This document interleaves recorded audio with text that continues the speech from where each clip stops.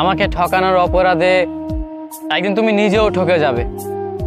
আমাকে ভীষণভাবে ঠকানোর জন্য হলেও একদিন তুমি কারো কাছে ঠকে যাবে। এই যে আমি তোমাকে এত ভালোবাসি ভালোবাসি বলছি, অথচ তুমি আমাকে কোনো গুরুত্ব দিচ্ছ না। একদিন তুমিও ঠকে যাবে।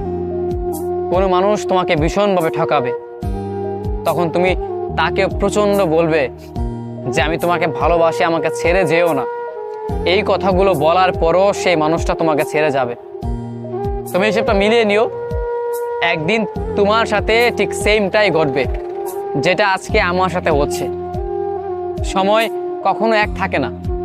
আজকে তোমার সময় আছে, তুমি ইচ্ছে মতো আমাকে নিয়ে খেলছো, আমাকে নিয়ে অভিনয় করছো, আমাকে ঠকাচ্ছ।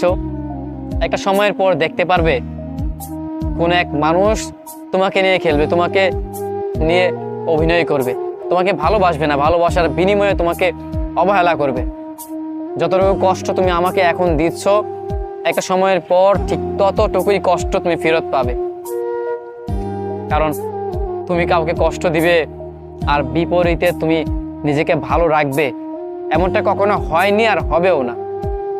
কোনো মানুষ এই কাজটা করেছে যে একটা মানুষের হৃদয়ে কষ্ট দিয়েছে, একটা মানুষের মনে ব্যথা দিয়েছে, আর সেই মানুষটা অনেকটাই ভালো আছে, নিজেকে ভালো রেখেছে, এমন মানুষ কখনো খুঁজে পাবে না।